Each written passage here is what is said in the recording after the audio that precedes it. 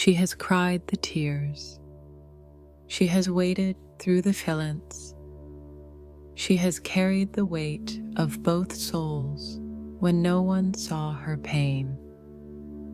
For so long, the divine feminine has been tested, broken open, pushed to her limits.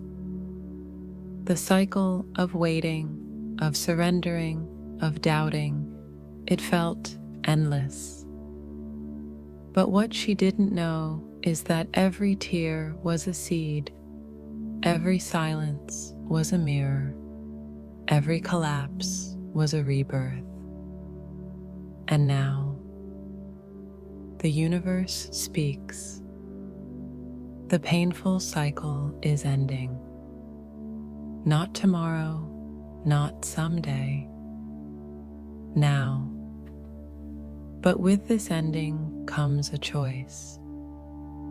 Will she still cling to the pain she once knew? Or will she rise into the freedom that was always waiting? Feminine, the cycle is closing. But are you prepared for what comes next? Why the feminine's painful cycle had to last this long? On the twin flame journey, nothing happens without reason. Every delay, every silence, every heartbreak has been divinely orchestrated to strip away illusions and carve the feminine into the vessel she was always meant to become. The painful cycle she has carried, the waiting, the doubt, the heartbreak, the endless tests, did not exist to punish her. It existed to prepare her. The feminine has always been the one to feel first, to sense the energy before it becomes visible, to embody the truth of the connection before the masculine is ready to face it. This sensitivity, while sacred, also made her the one to carry the heaviest weight. She had to walk through her shadows before anyone else. She had to cry the tears no one saw. She had to hold faith when every piece of physical evidence told her to give up. But why did it last so long? Because this was not just about union with her masculine. It was about union with herself. The cycle repeated until she realized that her worth was never tied to his choices, his words, or his absence. The cycle continued until she understood that the real abandonment wound was not him leaving. It was her abandoning herself. And only when she reclaimed herself fully, only when she learned to love herself beyond conditions, could the karmic loop begin to dissolve. Every collapse was a purification. Every heartbreak was a mirror. Each time she fell into despair and rose again, she stripped away another layer of illusion. The pain taught her that love cannot be controlled, demanded, or forced. It can only be embodied. And she learned through every trial that unconditional love is not weakness. It is her greatest power. The length of the cycle was not cruelty. It was mercy. Because if union had come before she was ready, it would have collapsed under the weight of unhealed wounds. The silence of the masculine, as painful as it was, gave her the space to grow into her sovereignty. His distance forced her to build a foundation that was not dependent on his presence. His resistance awakened her to the truth that her power was never in waiting, it was in rising. And so the cycle lasted until she stopped seeing herself as a victim of his choices and started remembering herself as the embodiment of the divine. Until she stopped begging for love and realized she was love. Until she stopped clinging to the past and opened herself to the future. That was the true purpose of the pain. Not to break her, but to reveal her. Now, as this painful cycle ends, the feminine can look back and see what she once couldn't. That every unanswered message was an invitation to hear her own soul louder. That every delay was time gifted to her so she could heal more deeply. That every collapse was the death of an old self, making room for the woman she was always meant to be. This is why it had to last this long. Because the feminine is not just preparing for a reunion with her masculine. She is preparing for a sacred union that will shift not only her life, but the lives of those around her. Such a union cannot be rushed. It must be built on the strongest foundation possible. A feminine who knows her worth, who trusts her path, and who embodies love even when nothing makes sense. And now, with the karmic cycle ending, she finally understands. The pain was never the point. The transformation was. When a cycle ends on the twin flame journey, the shift is not always loud or dramatic. It often begins quietly, with subtle changes that only the feminine can recognize. These are not coincidences, they are confirmations, signs sent by the universe to whisper, the loop is breaking, the pain is dissolving. You are entering something new. One of the clearest signs is a shift in the feminine's inner state. What once triggered collapse no longer carries the same power.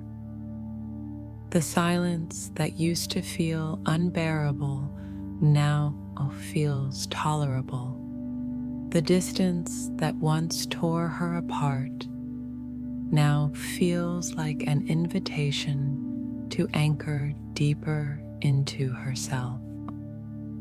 She notices that she doesn't chase in the same way, doesn't beg for answers, doesn't feel consumed by doubt.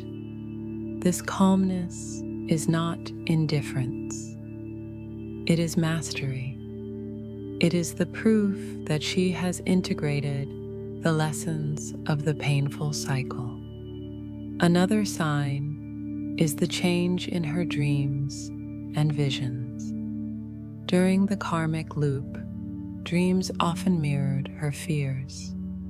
Abandonment, betrayal, rejection. But now the dreams begin to shift.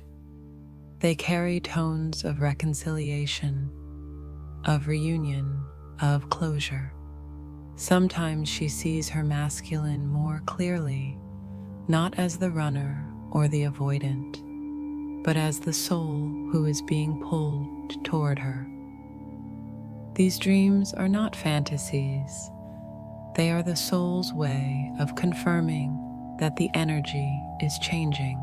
Synchronicities also intensify. Numbers like 1111, 222, 717, or 1010 appear with increasing frequency, especially during moments of doubt. Signs connected to the masculine, his name, his birthday, symbols unique to their bond, appear in unexpected places. These are the universe's way of saying, trust the process. The cycle is closing.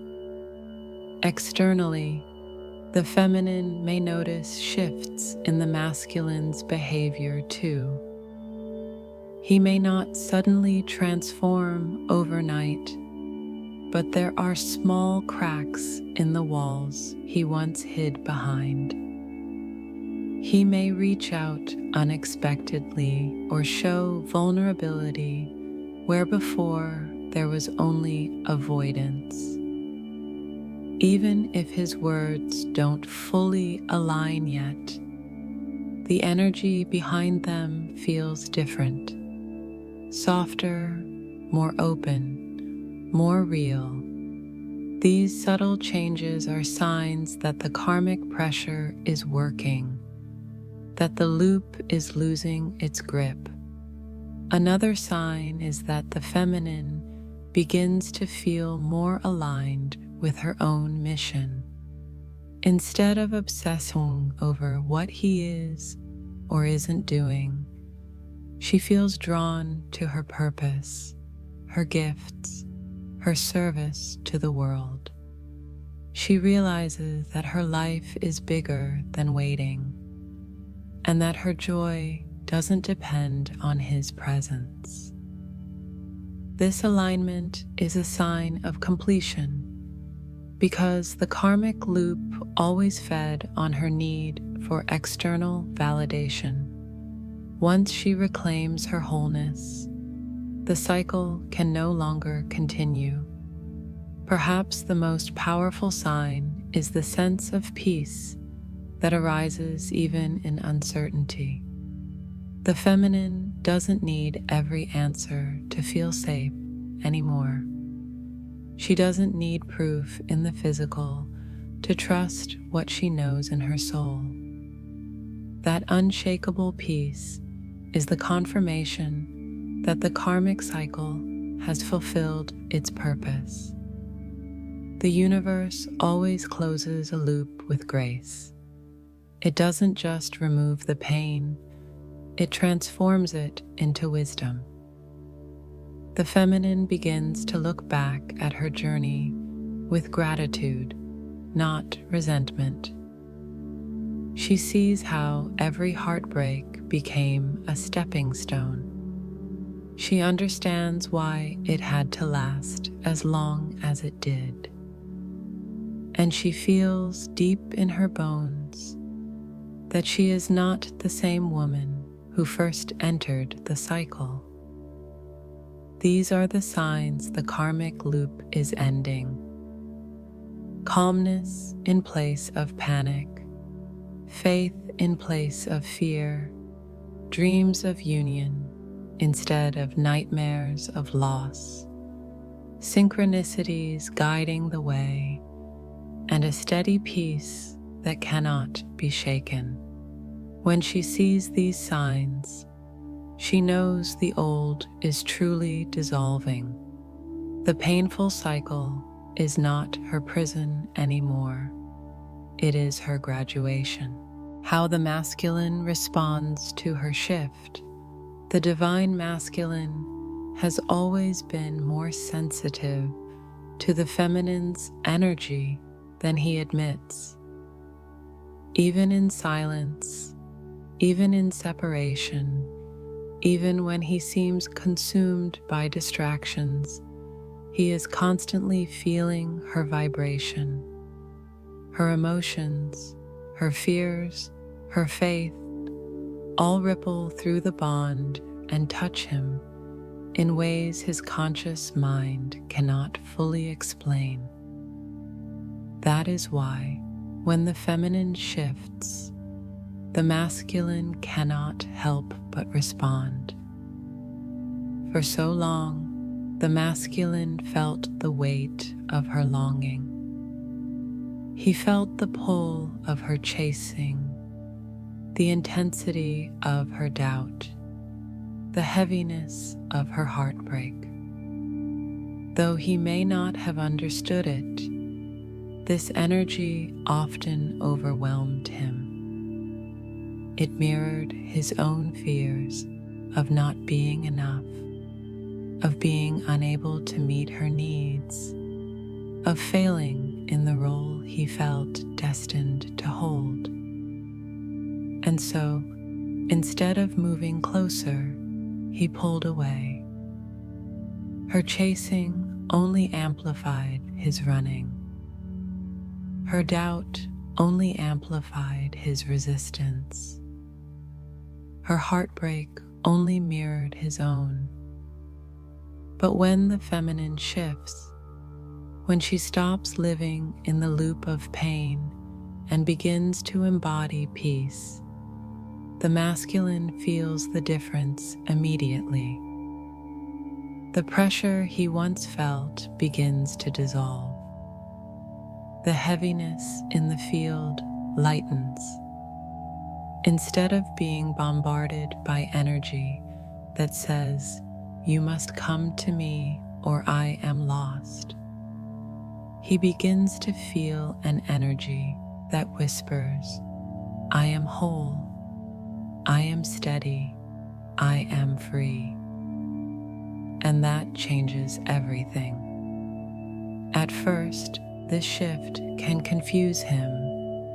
He is used to the feminine being the one who feels desperate, who holds on tightly, who gives endlessly. When that cycle ends, he may feel her withdrawal as a shock. He might wonder, has she moved on? Does she not care anymore? But beneath that fear, something else stirs. Curiosity. He begins to feel pulled toward her, not out of obligation, but out of genuine attraction to her strength, her peace, her sovereignty.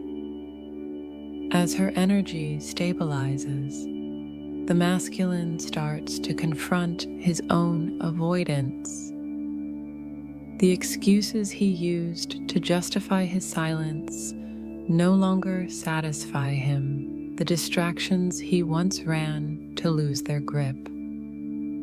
Without the feminine's constant chasing to lean on, he is left face to face with himself and with the truth of the bond. He begins to realize that she is no longer carrying him, and that realization awakens his own responsibility to rise. This is often the point where the masculine starts showing subtle signs of awakening. He may reach out unexpectedly, testing the waters. He may confess feelings he once hid, even if clumsily. He may appear in her dreams, sending messages through the soul before he finds the courage to send them in the physical. His walls do not crumble all at once, but cracks begin to form. And through those cracks, his true self begins to emerge. The feminine's shift also activates his own desire for alignment.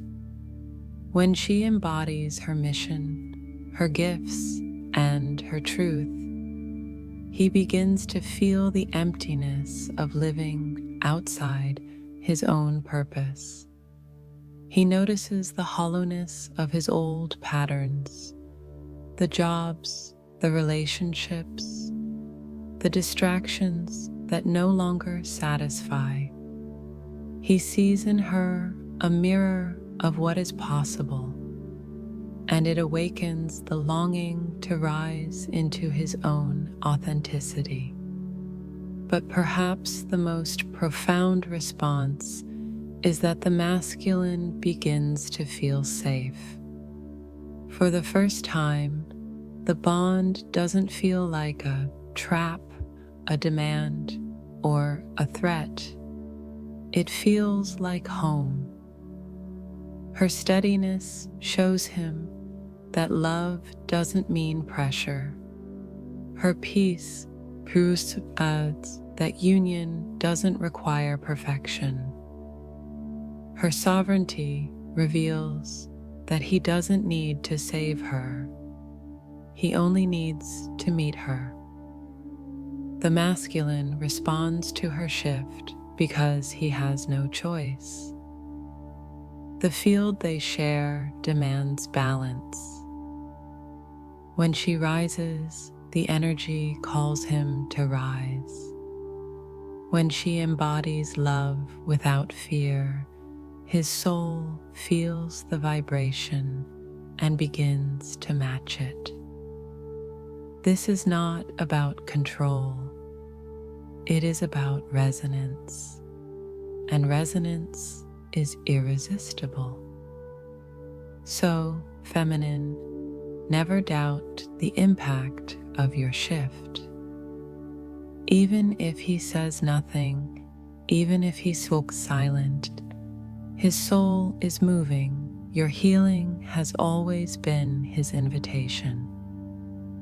And now, as your painful cycle ends, the masculine begins to respond, not because you forced him, but because your freedom has created the space for his truth to awaken. The journey of the divine feminine has been marked by cycles of deep pain, nights of endless tears, days consumed by doubt, moments of collapse where everything seemed lost.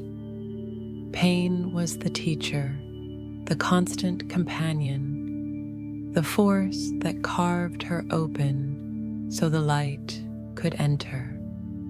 But when the karmic loop ends, something extraordinary happens. The vibration of the journey shifts. The feminine moves from pain into truth. Pain always came as a messenger.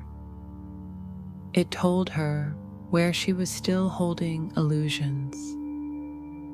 It pointed to the wounds of abandonment, rejection, invisibility, unworthiness. Pain showed her where she had given her power away.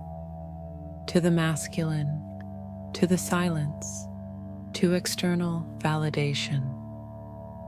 But now, she no longer needs that messenger. She has received the lessons. She has faced the shadows. She has reclaimed her strength. Pain can step aside because truth has finally taken its place. What is truth? It is the vibration that cannot be shaken no matter the circumstances. Truth says, I am love, whether he speaks or not. I am whole, whether he stands by me or not. I am worthy, whether the world recognizes it or not. Truth is unconditioned. It does not depend on his actions, his timeline, or his choices. It is the feminine remembering who she has always been, beyond the cycle of suffering. As this vibration takes root, everything changes. The feminine notices that her body feels lighter, her mind is quieter, her energy no longer spirals into panic at the first sign of silence. She can feel him, sense him, dream of him, but without collapsing into longing or despair. Instead, she breathes deeply and says, "I know." That knowing is the frequency of truth. And truth has power. It radiates through the bond, reaching the masculine in ways words never could. He begins to feel the shift, even if he doesn't understand it. Where once he felt pressure, now he feels peace. Where once he felt chased, now he feels invited. Where once he felt unworthy, now he feels seen. The truth she embodies becomes the medicine his soul has been waiting for. This vibration also transforms the way the feminine relates to her own journey. No longer trapped in cycles of pain, she begins to live in freedom.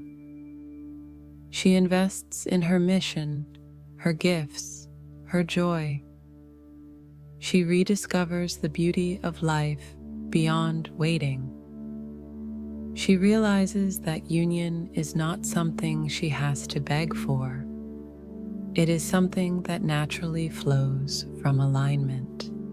And in that realization, she magnetizes everything she once thought she had to fight for. Truth is not passive. It is the strongest frequency in the universe. When the feminine embodies it, shadows cannot remain, lies cannot stand, illusions cannot survive. Truth cuts through fear like light through darkness. And that is why this new vibration is unstoppable. The masculine feels it too. As she steps into truth, his excuses lose power. His avoidance feels empty. His distractions no longer satisfy. He begins to realize that he cannot run from the bond anymore because the field has changed.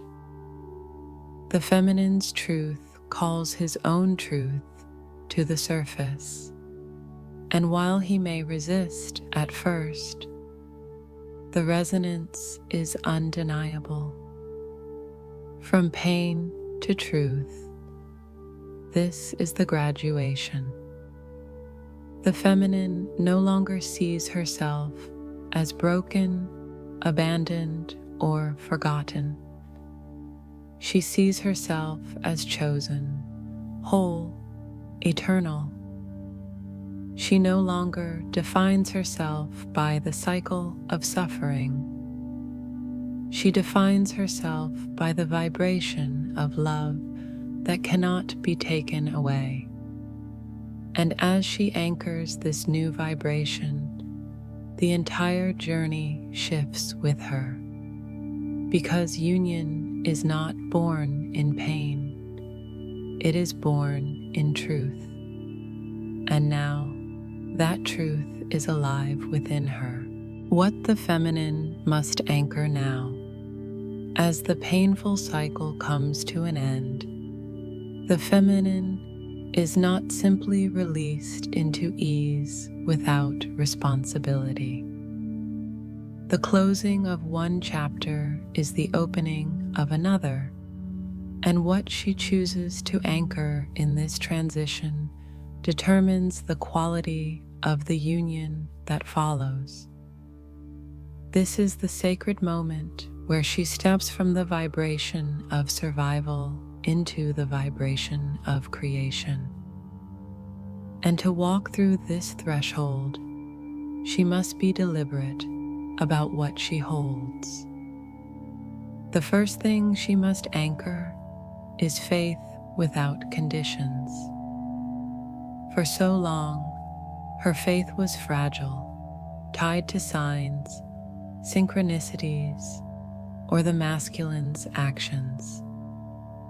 If he responded, her faith soared. If he withdrew, it collapsed. This conditional faith kept her bound to the cycle of highs and lows. Now she is being asked to anchor faith that is unshakable, faith that remains steady even when the physical world looks silent, faith that knows union is not a possibility but a certainty written in the fabric of her soul. The second thing she must anchor is self-sovereignty. The feminine has learned the hard way that her worth does not depend on being chosen by him. She is already chosen by the divine. She is already whole. Anchoring sovereignty means she no longer abandons herself in pursuit of connection. She no longer silences her truth to make herself more acceptable. She no longer waits in paralysis. Instead, she lives fully, expands her gifts, and honors her path. This sovereignty is magnetic. It draws the masculine closer because her independence reminds him of his own truth. The third thing is unconditional love. Not love that tolerates mistreatment, but love that radiates beyond conditions. This love is not desperate. It does not beg. It does not manipulate. It simply is. When she anchors unconditional love, she becomes a lighthouse, steady, unwavering, illuminating the way without forcing anyone to move faster than they are ready. The masculine, even in silence, feels this love. It calls to his soul, not by demand, but by resonance. The feminine must also anchor patience in divine timing. The end of the cycle does not mean immediate physical reunion. It means the energy is ready, but the manifestation unfolds in the perfect moment. Impatience reopens old wounds, but patience proves mastery. When she trusts that everything is aligning at the pace it must, she releases control and opens space for the masculine to step forward willingly, not out of pressure. Finally, she must anchor herself. The most important lesson of the painful cycle was that she is her own home. She cannot collapse every time the masculine retreats. She cannot lose herself in the bond. Anchoring herself means she stands steady regardless of what he does, rooted in her truth, aligned with her mission, grounded in her own love. From this place, union is not something she needs to chase. It is something that naturally meets her. These anchors are not abstract concepts. They are the pillars of the new vibration. They are the tools that ensure the painful cycle truly ends and does not repeat in new forms.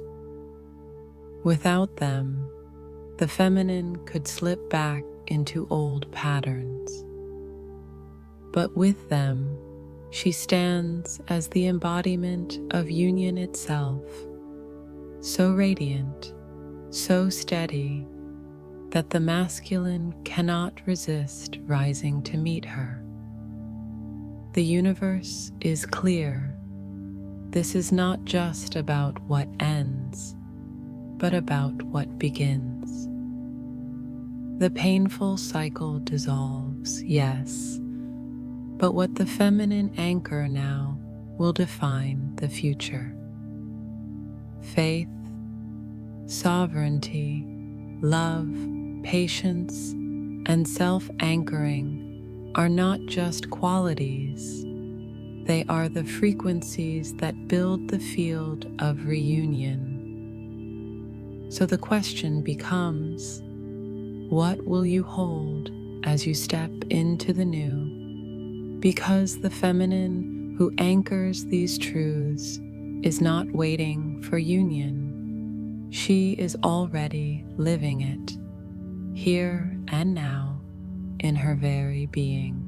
Union is not simply two people deciding to come together on the twin flame path. It is the alignment of two entire energetic fields, the merging of soul frequencies that have been tested, purified, and made strong enough to hold divine love. This is why the preparation matters so deeply. Without it, union cannot stabilize. With it, reunion becomes inevitable. The end of the feminine's painful cycle signals that this preparation is well underway. Preparing the field begins with energetic cleansing. The karmic debris that weighed down both counterparts must be cleared. For the masculine, this means toxic attachments, old patterns, and false identities are being stripped away. He may feel this as chaos, friendships ending, jobs collapsing, relationships crumbling. To him, it may look like loss, but in truth, it is the universe sweeping away what cannot come into union. For the feminine, the cleansing happens inwardly. The fears of abandonment, the cycles of self-doubt, the urge to chase, all dissolve.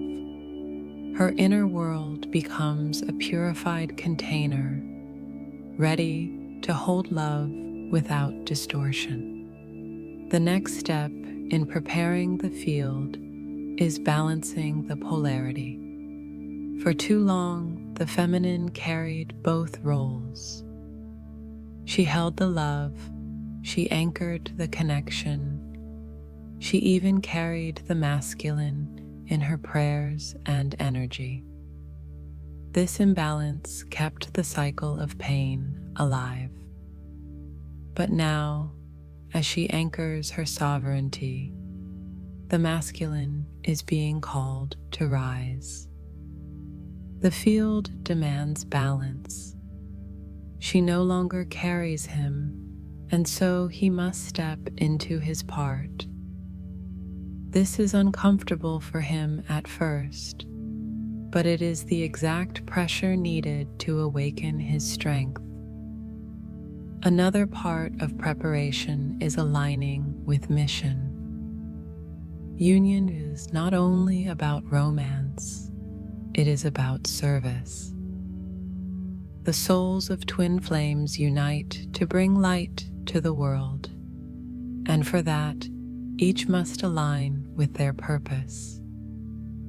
The feminine feels this strongly now.